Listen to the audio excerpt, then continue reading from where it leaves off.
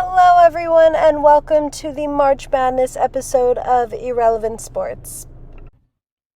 Hello, everyone. I am your host of Irrelevant Sports, Marissa Womack, and I am here with a very special guest, Nick Lorensen. And we are kind of going to talk about his platform with Twitter and March Madness and kind of all things basketball for this episode. So I'm just going to let Nick take it away with a little intro. Yeah, how you guys doing? I'm Nick Lorensen. Go to South Carolina. I'm a junior. I run Mid-Major Madness on Twitter. We're at like 38,000 followers now. I got it last January. It was about at 17,000, so it's really taken off in this last year. In high school, I started running these like little Instagram pages. I had one for UMBC. They ended up beating Virginia. It was a really big deal for 16-1 upset.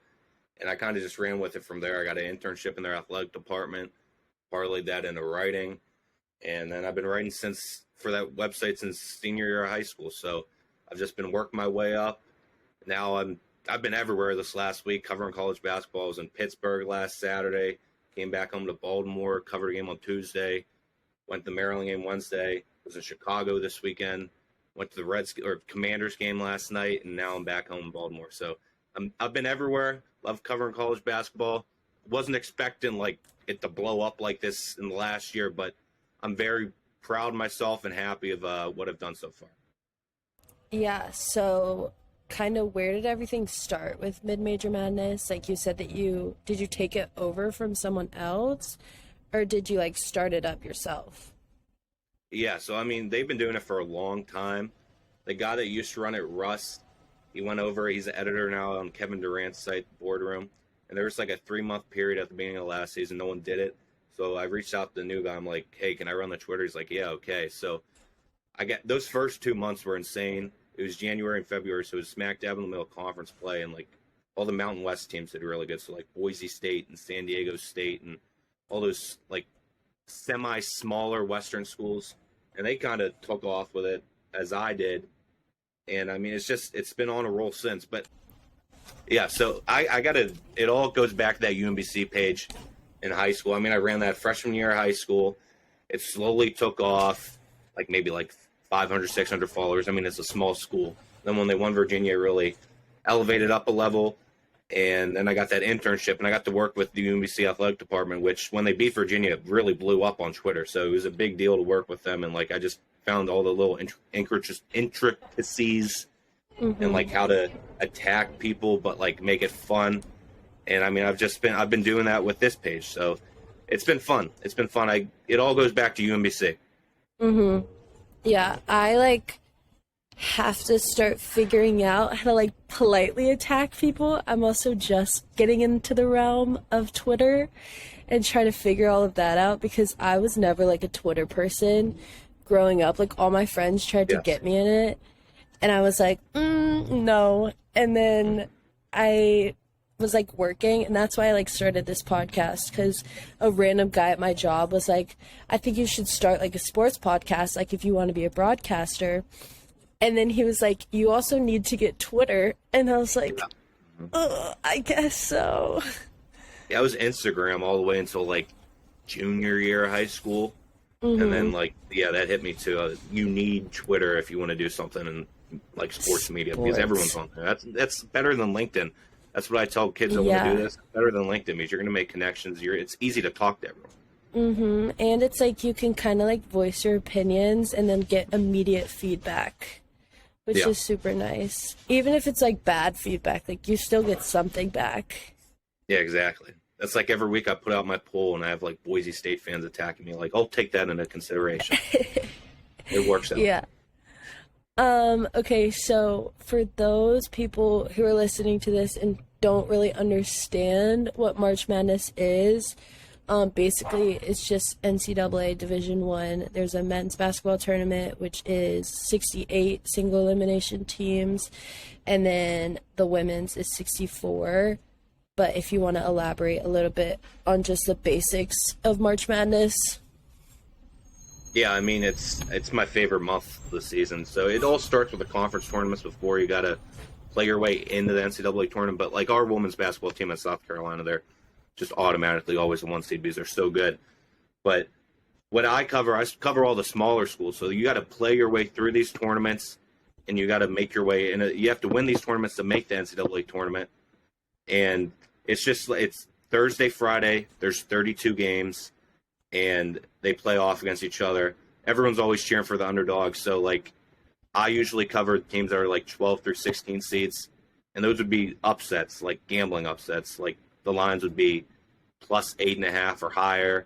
They aren't supposed to win those. They're like small schools like Charleston or Winthrop going up against the big boys like Kentucky or like Wisconsin.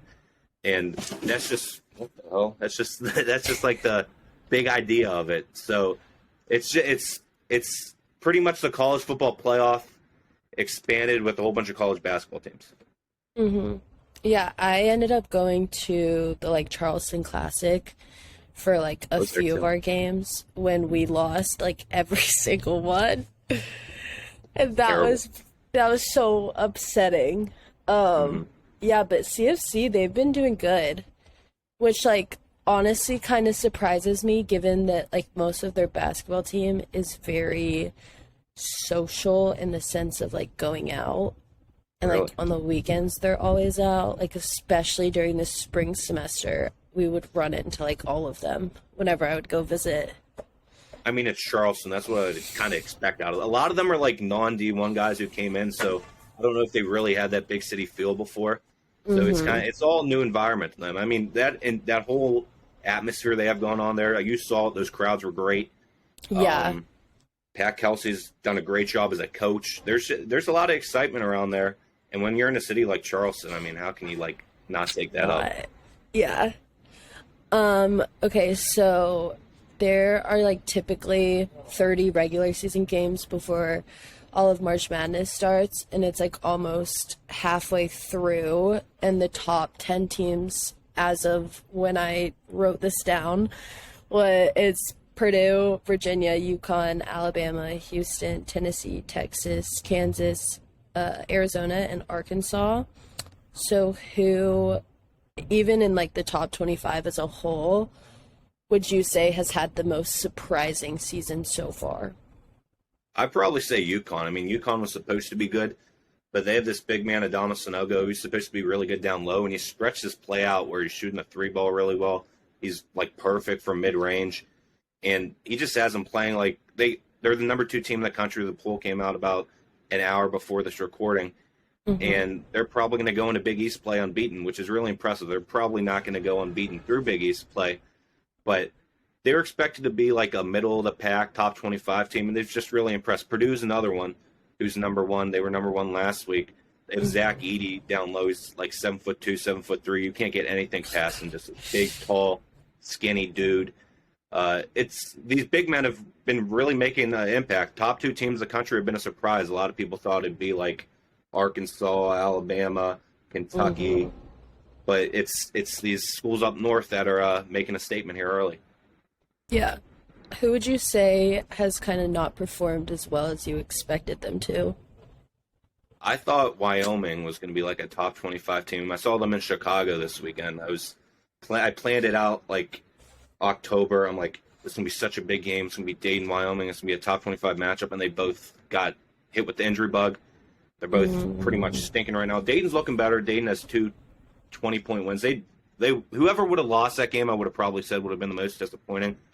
But Dayton's looking better. Wyoming's really struggled, and that's more because Graham Ike, who's supposed to be one of the top players in the country, big man, got hurt. He's supposed to come back for conference play. It's starting in about 10 days.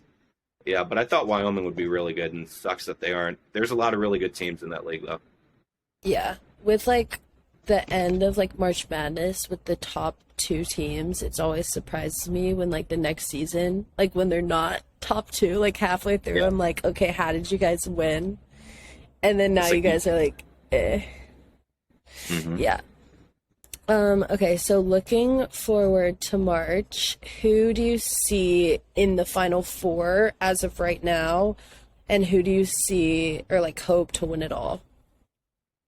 I mean, I'd probably put Purdue and UConn in there. I feel like Kentucky has some unfinished business. Just because last year, they lost in the first round to St. Peter's, kind Mm-hmm. of like a real hit to them. No one expected that to happen. I think that John Yeah. Calipari is going to have them come out and play in March. They're going to make a run there with Oscar Tshiebwe. And throw in maybe like a Gonzaga or a San Diego State. Gonzaga's playing much better basketball. They struggled early on in the season. They just had a big win this weekend against Alabama. I believe it was 190. It was a great game. And San Diego State, just that defense is elite. I've been saying for a while, I think that they're going to sneak their way in there. They haven't had the best start of the season, but I feel like they're going to start hitting their stride in February, and it's going to be a hard collision course for whoever runs into San Diego State.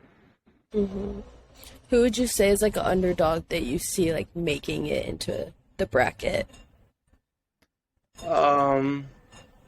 Maybe Charleston. I think Charleston could honestly make a run to the second weekend, just the way they've been playing and that style of offense they have. They've been a top, I believe 2 years ago or 1 year ago, is top 2 in the country. And the interesting thing about them this year is they're kind of adapting to other teams. Like when they played Colorado State in the Charleston Classic, I saw that Colorado State kind of slowed them down, but they still were able to win pretty handily. Some other teams, people out in a hole are sleeping on Chattanooga out of the SoCon. A lot of people want to talk about Furman, but they have this big man, Jake Stevens. He had 32 points, 20 rebounds, 5 blocks yesterday against Belmont. Just absolutely insane. New Mexico has a really good backcourt. They're unbeaten right now. I have them as the top mid-major team in the country. They're getting a lot of votes in the AP poll.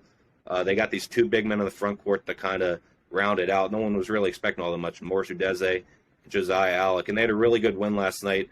Their coach, Richard Pitino, used to be at Minnesota. His dad's Rick Pitino, one of the greatest coaches ever. He's at Iona now, and he beat his dad last night. That doesn't happen often. You have a son beating a father and something the father's a Hall of Famer in. So that really made a statement with me. I put those 3 teams up there, surprise second weekend teams. Yeah. Yeah, I like every time March Madness comes around, I always do a bracket of like the underdogs. Yeah. And last year, my one of my close friends, her boyfriend plays for Colorado State. Uh-huh. And when they lost, I literally texted him and I was like, "You owe me money." Yeah, they lost that first round game. I wasn't expecting that. Yeah, yeah. Who But is it? this year, Trace Young. Actually, no, I know that name. Yeah. Uh-huh. Yeah, but I was like, I'm betting so much on y'all, like just because I'm supportive of you. But like the Charleston Classic, I realized that maybe this year I shouldn't bet on them. Yeah, if they make aren't it. as good as last year. I think they're still good, but Yeah, they had a big win last night. They beat St. Mary's, who's a fringe top 25 team at their court. No one goes into Moraga and beats them. So that was really good for Colorado State. Their coach is a great guy too. He coached Yeah. at Furman for a really long time. yeah. I know one of their like star players was out during the Charleston Classic, Yeah. which was kind of like an issue. But they, I know going into it, were scared for South Carolina, and then they ended up like running through them. So Yeah, I thought we would beat them. That was one of the worst basketball games I've ever watched. We looked so bad. yeah. Okay, so you know who Jared McCain is, right? No, but I did see him on that thing, and you mentioned Jimmy Soto. Yeah. I know who that is. And there's a guy on Indiana, Miller Kopp. He does the same thing. I love what he does. So he has someone else going in the media room with him, or it's whoever's going in the media room to talk to the media, and he'll give them like a word to say. It's just some random word, and they got to throw that into their during media. yeah. It's a It's great like idea. the pineapple, like random things like that. Yeah. Yes. So do you think that like TikTok is something that is going to benefit them in the long run? Yeah, I think that they could use it really strongly for like NIL. I mean, it's a great way to put your personality out there. I mean, everyone uses TikTok. Not everyone makes video, but everyone uses TikTok. So they watch the videos, and it makes you feel like you're closer to the team and closer to like the players. So I love that idea. They could definitely be used more in an NIL realm. I feel like, honestly, if you want to connect with the younger audience, it's a better idea than putting a commercial out there or even like a billboard, because they're going to watch that and they're going to laugh at that and they're going to be like, I like this kid. I think that he's funny, and I'm going to start cheering for him. Yeah. I think the only like argument that people have is like when they go to play, especially when they're away, people will start to like chant and like get in their head.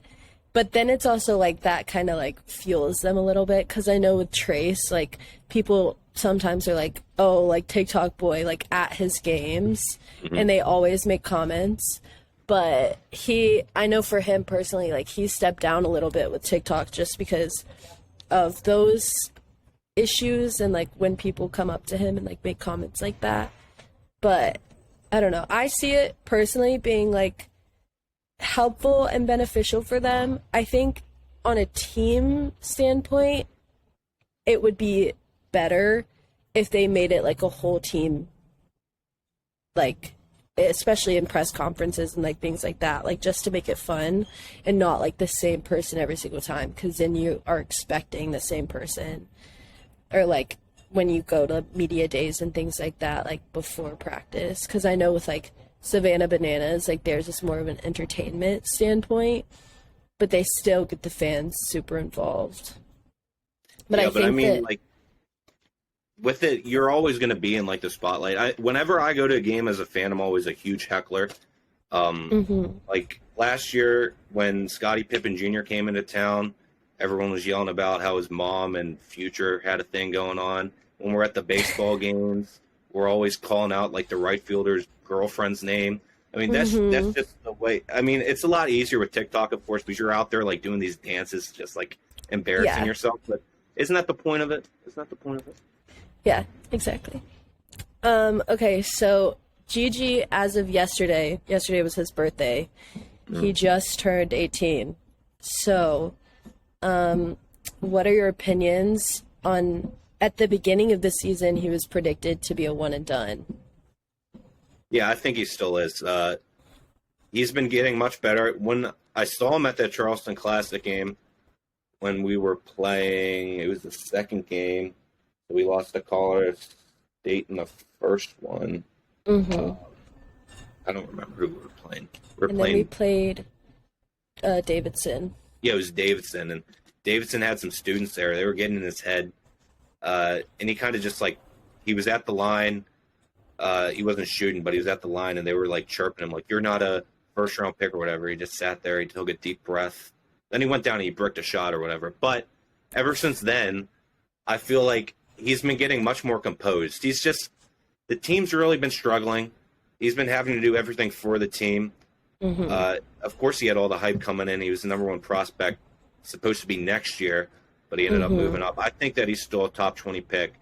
He probably won't be coming back. If he comes back, that would be great for the program. Just him coming into the program, honestly, is great for recruiting, saying that we can get those guys. Especially with like a new coach. Yeah, exactly. It makes him look good. Yeah, but I think he's a one and done at this point. I wouldn't expect him to come back. If he did come back, that would be awesome. Yeah, I think I was talking with Derek Scott. He does all of like the voicing for the Gamecocks and everything like that. And he was like, the only downside that he could see him not coming back would be teams might not want him because he does play a little more immature than some other players. But it's also because he is still quite literally a child. Like yesterday, he turned 18. Like he came into college as a 17-year-old and like having to jump into classes and like figuring out that realm, I think was a lot on him and a lot of stress compared to like how high school was and how his senior year would have been. But I think that that would be the only side that I could see of him not going, would be if teams would think he's more immature. Yeah, and usually when they stick around college, I feel like if he spends another year, his stocks can keep falling and falling. It's not, it doesn't usually happen. They stick around and they move up in the draft boards. They like these young kids coming straight out of first year. Yeah. And a lot of the time they look more at the high school stuff. I mean, you could like, there's Patrick Baldwin Jr. I believe he was still a first-round pick. He played like 6 games for Milwaukee. And Milwaukee is definitely a step down from like a Duke. And he didn't do all that much, but he was still a first-round pick because he was the number one kid in high school. So they're going to be looking into that. Yeah. Well, even like Anthony Edwards, like he went to Georgia. Yeah. They weren't the best. And now he's with the Timberwolves. Yeah, he is. Yeah. But I mean, I he's know, doing a great job. yeah, well, even like Sharif, like he's with the, I think he's with the G League for the Hawks. He is with the. I Yeah. remember watching him play at South Carolina. He like started like second half of the year, and it was just really awkward because it seemed like no one on the team wanted to be around him. Like everyone was distancing themselves from him. So Yeah. that's the takeaway I have. He is actually from a town around me. So we played them and we lost to them in the playoffs. But that was the biggest crowd I think I've ever seen, like in our high school history, and that was before COVID. And he like had his headphones on, did not talk to his teammates the entire pregame. And That's everyone was like, that's what we did at all. it was just like, why would you want to be on a team if like you're carrying your team? But he didn't even do good that game. Like he's not the reason that they won. Doesn't make any sense. Yeah. I know. It's just like at least Gigi, he's like, even though he is young, he's very into the team aspect of it and the family aspect of it, which I think is beneficial because he's not like an asshole going into every game and like being rude to who he's working with. It seems like everyone likes him too, which is I mean, Yeah. that's a big, really big Yeah. deal. Yeah. That is all that I have question-wise. If you have anything else. Yeah, I mean that's really feel free to follow me over on Twitter, my personal and Lorensen Sports, or over at mid_madness. And yeah, go Cox. Got a big game. We're 11 days away from the bowl game. I know. Yeah, let's win that. Let's beat Notre Dame. How do you feel about that? About the bowl game? I mean, Notre Dame, like everyone has, they have their quarterback out, their tight ends out. I mean, a lot of people are transferring because Satterfield's gone, but I still think that we'll be fine. I think we're underdogs in that game for whatever reason, but I think that we'll win it. It'd be huge to go into next year with another win. What would that be? 9 wins? 9. So it's we're already an improvement from last year. We just small baby steps up to unbeaten season, national title, playoffs. That'll be perfect for my senior year next year. That'll be perfect. Yeah. That is all for the March Madness episode with Nick Lorensen. Hopefully next week we'll start the Living D Life with some D1 athletes.